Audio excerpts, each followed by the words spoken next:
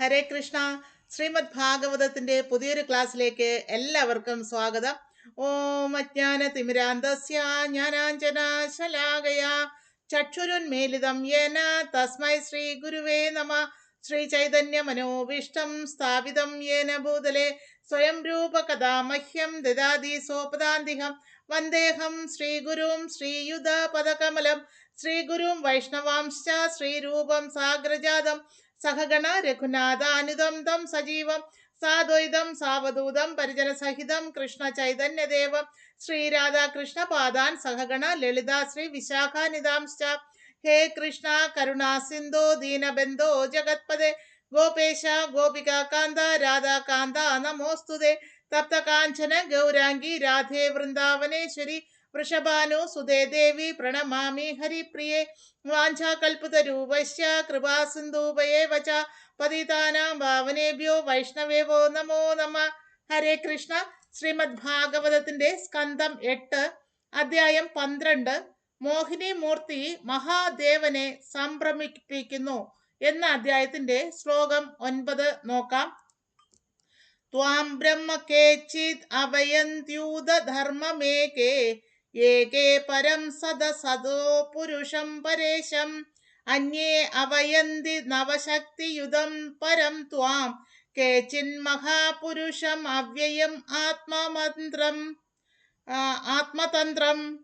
അപ്പോൾ ഇവിടെ പറയുന്നത് അവ്യക്തിഗത വേദാന്തികൾ എന്നറിയപ്പെടുന്നവർ അങ്ങയെ അവ്യക്തിഗത ബ്രഹ്മം എന്ന നിലയിൽ കാണുന്നു.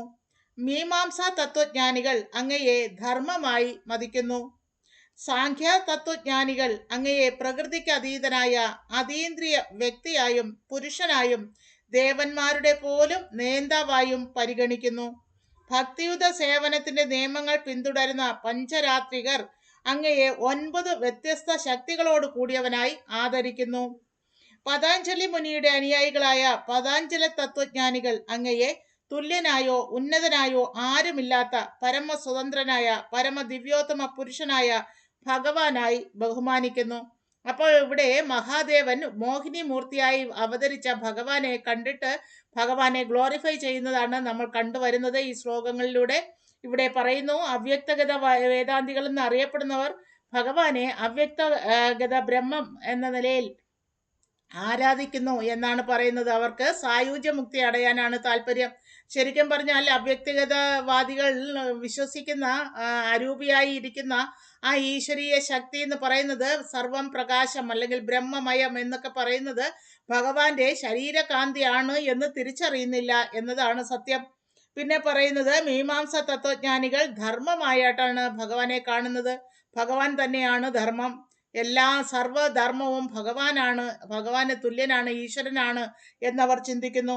സാഖ്യ തത്വജ്ഞാനികൾ ഭഗവാനെ പ്രകൃതിക്കും അതീതമായിട്ടുള്ള അതീന്ദ്രിയ ശക്തിയായി മനസ്സിലാക്കുന്നു. ദേവഹുതി പുത്രനായ കപിലദേവിന്റെ സാഖ്യ ഫിലോസഫി 3-ാം സ്കന്ധത്തിൽ വളരെ വിശദമായി പ്രതിപാദിച്ചിട്ടുണ്ട്.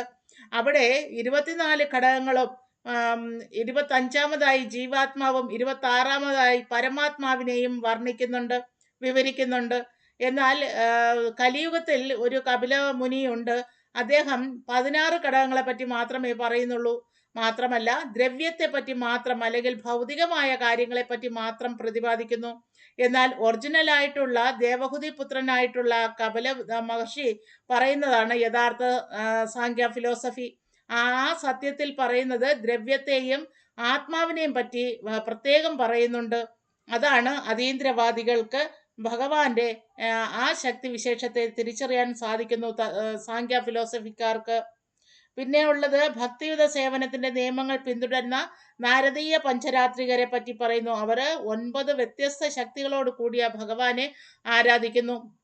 അപ്പോൾ ഭക്തിയുത സേവനത്തിൽ നവവിധ ഭക്തിയുത പ്രോസസ്സിലൂടെ ഭക്തന്മാർ നാരദീയ പഞ്ചരാത്രിക വിധി അനുസരിച്ച് ഭഗവാനെ ആരാധിക്കുന്നു എന്നിവിടെ പറയുന്നു. പതാഞ്ജലി മുനിയുടെ അനുയായികളായ പതാഞ്ജല തത്വജ്ഞാനികൾ അങ്ങയെ ഭഗവാനെ തുല്യനായോ ഉന്നതനായോ മറ്റാരുമില്ലാത്ത പരമസ്വതന്ത്രനായ പരമദിവ്യോത്തമ പുരുഷനായ ഭഗവാനായി ആരാധിക്കുന്നു. അപ്പോൾ പതാഞ്ജലി മഹർഷിയും ഒറിജിനൽ പതാഞ്ജലി മഹർഷി സത്യയുഗത്തിൽ ഉണ്ടായിരുന്ന മഹർഷിയാണ്. ഇപ്പോൾ കലിയുഗത്തിൽ ഒരു പതാഞ്ജലി മഹർഷിയുണ്ട്. പക്ഷെ അവർ തമ്മിൽ വളരെയധികം വ്യത്യസ്തമായ ചിന്താഗതികളാണ് വെച്ച് പുലർത്തുന്നത്. ഇവിടെ പ്രതിപാദിക്കുന്നത് സത്യയുഗത്തിലെ പതഞ്ജലി മഹർഷിയെ പറ്റിയാണ്. ആ മഹർഷി ഭഗവാന് തുല്യനായോ ഭഗവാൻ ഉപരിയായോ മറ്റാരുമില്ല എന്ന സത്യം മനസ്സിലാക്കിയിരിക്കുന്നു എന്നാണ് ഇവിടെ പ്രതിപാദിച്ചിരിക്കുന്നത്. അങ്ങനെ പരമതന്ത്ര സ്വതന്ത്രനായിട്ടുള്ള പരമദിവ്യോത്തമ പുരുഷനായ ഭഗവാൻ ശ്രീകൃഷ്ണനെ പതഞ്ജലി മഹർഷിയെ പിന്തുടരുന്നവർ ആരാധിക്കുന്നു എന്നിവിടെ സൂചിപ്പിച്ചിരിക്കുന്നു. അടുത്ത ശ്ലോകം നോക്കാം. ശ്ലോകം 10. നാഹം പരായുരിഷ്യോ ന മരീചി മുഖ്യ ജാനന്തി യദ്വരചിതം ഖലു സത്വസർഗ യന്മായയോ മൂഷിത ചേതസ ഈശ ദൈത്യ മർത്യാദയാ കിം ഉദ ശശ്വത ഭദ്രവൃത്ത. അല്ലയോ എൻ്റെ ഭഗവാനെ, ദേവന്മാരിൽ ശ്രേഷ്ഠനായി പരിഗണിക്കപ്പെടുന്ന ഞാനും ബ്രഹ്മദേവനും മരീചിയുടെ നേതൃത്വത്തിലുള്ള മഹർഷികളും സത്വഗുണത്തിൽ ജനിച്ചവരാണ്. എന്നിരുന്നാലും ഞങ്ങൾ അങ്ങയുടെ മായാശക്തിയാൽ വ്യാമോഹിതരായിരിക്കുന്നു. ഈ സൃഷ്ടി എന്താണെന്ന് തിരിച്ചറിയാൻ ഞങ്ങൾക്ക് പോലും കഴിയുന്നില്ല. ഞങ്ങൾ ഇങ്ങനെ ആയ സ്ഥിതിക്ക് ഭൗതിക പ്രകൃതിയുടെ അധമ ഗുണങ്ങളിലുള്ള രജതമോ ഗുണങ്ങളിലുള്ള അസുരന്മാരുടെയും മനുഷ്യജീവികളുടെയും കാര്യം എന്ത് പറയാനാണ്? അവർ എങ്ങനെയാണ് ഭഗവാനെ തിരിച്ചറിയുക? അപ്പോൾ ഇവിടെ മഹാദേവൻ പോലും പറയുന്നു, ദേവന്മാരിൽ ശ്രേഷ്ഠനായി പരിഗണിക്കപ്പെടുന്ന മഹാദേവൻ ശിവനും ബ്രഹ്മദേവനും മരീചിയുടെ നേതൃത്വത്തിലുള്ള മഹർഷികൾക്ക് പോലും സത്വഗുണത്തിൽ ജനിച്ചിട്ടും ഭഗവാനെ പരിപൂർണമായി മനസ്സിലാക്കാനോ കുറച്ചെങ്കിലും മനസ്സിലാക്കുവാനോ പോലും സാധിക്കുന്നില്ല എന്നാണ് ഇവിടെ ഇപ്പോൾ സൂചിപ്പിക്കുന്നത്.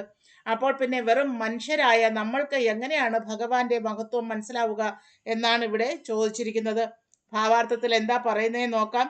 യഥാർത്ഥമായി പറയുകയാണെങ്കിൽ സത്വഗുണത്തിൽ സ്ഥിതി ചെയ്യുന്നവർക്ക് പോലും പരമദിവ്യോത്തമ പുരുഷനായ ഭഗവാന്റെ സ്ഥിതി അറിയുവാൻ സാധിക്കുന്നില്ല. ആ നിലയ്ക്ക് ഭൗതിക പ്രകൃതിയുടെ താഴ്ന്ന ഗുണങ്ങളായ രജോ ഗുണത്തിലും തമോ ഗുണത്തിലും കഴിയുന്നവരുടെ കാര്യം എന്ത് പറയാനാണ്? നമുക്ക് പരമദിവ്യോത്തമ പുരുഷനായ ഭഗവാനെ വിഭാവനം ചെയ്യാൻ പോലും എങ്ങനെയാണ് സാധിക്കുക? നിരപേക്ഷ സത്യത്തെ അറിയാൻ ശ്രമിക്കുന്ന ധാരാളം തത്വജ്ഞാനികളുണ്ട്. പക്ഷെ അവർ ഭൗതിക പ്രകൃതിയുടെ അധമ ഗുണങ്ങളിൽ കഴിയുന്നതിനാലും മദ്യപാനം, മാംസഭക്ഷണം, അവിഹിത ബന്ധം, ചൂതാട്ടം തുടങ്ങിയ അനവധി ദുശീലങ്ങൾക്ക് വശംവദരായതിനാലും അവർക്ക് ഭഗവാനായ പരമദിവ്യോത്തമ പുരുഷനെ ഉൾക്കൊള്ളുവാൻ സാധിക്കുന്നില്ല. അവരെ സംബന്ധിച്ച് അത് അസാധ്യം തന്നെയാണ്. നാരദ മഹർഷിയിൽ നിന്ന് ഉത്ഭവിച്ച പഞ്ചരാത്രിക വിധിയാണ് ഈ കാലത്ത് ഏക പ്രതീക്ഷ. അതിനാൽ ശ്രീല രൂപഗോസ്വാമി ബ്രഹ്മയാ അമലത്തിൽ നിന്ന് താഴെ കൊടുത്തിട്ടുള്ള ശ്ലോകം ഉദ്ധരിച്ചിരിക്കുന്നു. ശ്രുതി സ്മൃതി പുരാണാദി പഞ്ചരാത്ര വിധി മിന ഐകാന്തികി ഹരേർ ഭക്തിർ ഉത്പാദായവ കൽപ്പതേ.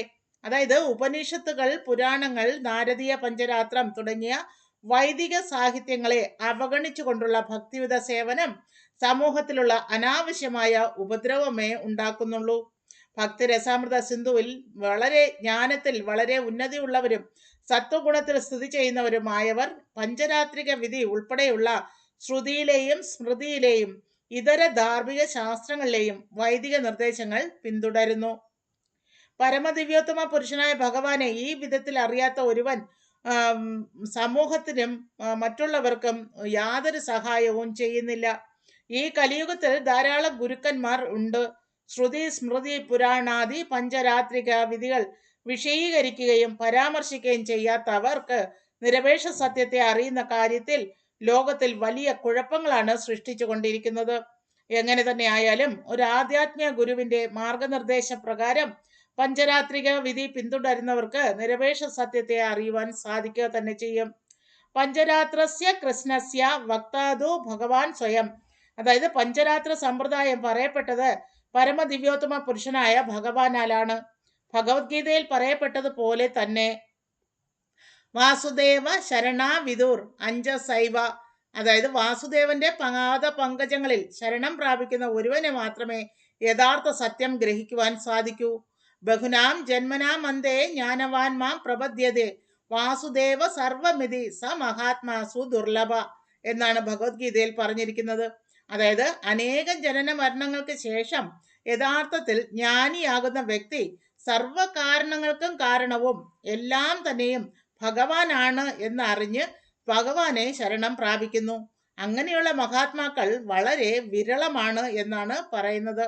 വാസുദേവന്റെ പാതാരവിന്ദങ്ങളെ ശരണം പ്രാപിക്കുന്നവർക്ക് മാത്രമേ യഥാർത്ഥ നിരപേക്ഷ സത്യം മനസ്സിലാക്കുവാനും സാധിക്കുകയുള്ളൂ. വാസുദേവേ ഭഗവതി ഭക്തിയോഗ പ്രയോജിത ജനതി ആശു വൈരാഗ്യം ജ്ഞാനം ചായത് അഹൈതുകം. അതായത് പരമദിവ്യോത്തമ പുരുഷനായ ഭഗവാൻ ശ്രീകൃഷ്ണന് ഭക്തിയുത സേവനം നിർവഹിക്കുന്നതിലൂടെ ഒരുവൻ വളരെ പെട്ടെന്ന് അഹൈതുകമായ ജ്ഞാനവും ഈ ലോകത്തോട് വിരക്തിയും നേടുന്നു. ഭാഗവതം 1.2.7. അതുകൊണ്ട് വാസുദേവൻ ഭഗവാൻ ശ്രീകൃഷ്ണൻ സ്വയം ഭഗവത്ഗീതയിൽ ഉപദേശിക്കുന്നു, സർവധർമാൻ പരിത്യജ്യ മാമേകം ശരണം വ്രജ. എല്ലാ ധർമ്മങ്ങളും പരിത്യജിച്ച് എന്നെ മാത്രം, ഭഗവാനെ മാത്രം ശരണം പ്രാപിക്കുക എന്നാണ് ഭഗവത്ഗീത 18-ാം അധ്യായത്തിലെ 66-ാമത്തെ ശ്ലോകത്തിൽ പ്രതിപാദിച്ചിരിക്കുന്നത്. ഭക്ത്യാമാം അഭിജാനാതി യാവാൻ യച്ഛാസ്മി തത്വതഃ. അതായത് ഒരുവന് പരമദിവ്യോത്തമ പുരുഷനായ ഭഗവാനെ യഥാരൂപത്തിൽ മനസ്സിലാക്കുവാൻ ഭക്തിയുത സേവനത്തിലൂടെ മാത്രമേ സാധിക്കുകയുള്ളൂ. ഭഗവത്ഗീത 18-ാം അധ്യായത്തിലെ 55-ാമത്തെ ശ്ലോകത്തിലാണ് അത് പറഞ്ഞിരിക്കുന്നത്. പരമദിവ്യോത്തമ പുരുഷനായ ഭഗവാനെ മഹാദേവനും ബ്രഹ്മദേവന് പോലും ശരിയായി മനസ്സിലാക്കാൻ സാധിച്ചിട്ടില്ല. അപ്പോൾ പിന്നെ മറ്റുള്ളവരുടെ കാര്യം എന്ത് പറയാനാണ്? പക്ഷെ ഭക്തിയോഗ പ്രക്രിയയിലൂടെ ഭഗവാനെ മനസ്സിലാക്കുവാനും ആരാധിക്കുവാനും സാധാരണ ജനങ്ങളായ മനുഷ്യർക്ക് സാധിക്കും എന്നതാണ് സത്യം. മയ്യാസക്തം അനാപാർത്ഥ യോഗം യുഞ്ചൻ മത് ആശ്രയ അസംശയം സമഗ്രം മാം യഥാ ജ്ഞാന ശൃണു. ഭഗവത്ഗീത 7.1 അങ്ങനെയാണ് പറഞ്ഞിരിക്കുന്നത്. അതായത് വാസുദേവൻ തന്നെക്കുറിച്ച് സ്വയം സംസാരിക്കുന്നത് ശ്രവിക്കുന്നതിലൂടെ മാത്രം ഭഗവാനെ വാസുദേവനെ ശരണം പ്രാപിച്ച് ഭക്തിയോഗം അനുഷ്ഠിക്കുന്ന പക്ഷം ഒരുവന് അദ്ദേഹത്തെ പറ്റി മനസ്സിലാക്കുവാൻ സാധിക്കും. തീർച്ചയായും ഒരുവന് അദ്ദേഹത്തെ സമ്പൂർണമായും സമഗ്രമായും തിരിച്ചറിയുവാനും സാധിക്കും.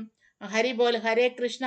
ഭഗവാനെ മനസ്സിലാക്കണമെങ്കിൽ തീർച്ചയായിട്ടും ഭഗവാന്റെ പാതാരവിന്ദങ്ങളിൽ ഭക്തിയുത സേവനം ചെയ്തെങ്കിൽ മാത്രമേ ഭഗവാനെ കുറച്ചെങ്കിലും മനസ്സിലാക്കാൻ സാധിക്കൂ എന്നാണ് ഇതിലൂടെ നമുക്ക് മനസ്സിലാക്കാൻ സാധിക്കുക. ഹരിബോൽ ഹരേ കൃഷ്ണ. ബാക്കി ഭാഗം നമുക്ക് അടുത്ത ക്ലാസ്സിൽ കാണാം. അതുവരേക്കും നന്ദി, നമസ്കാരം. ദയവായി ഇത് മാക്സിമം ആൾക്കാരിലേക്ക് എത്തിക്കാനായിട്ട് ലൈക്ക് ചെയ്യൂ, ഷെയർ ചെയ്യൂ, കമൻറ്റ് ചെയ്യൂ. ഹരിബോൽ ഹരേ കൃഷ്ണ. Thank U.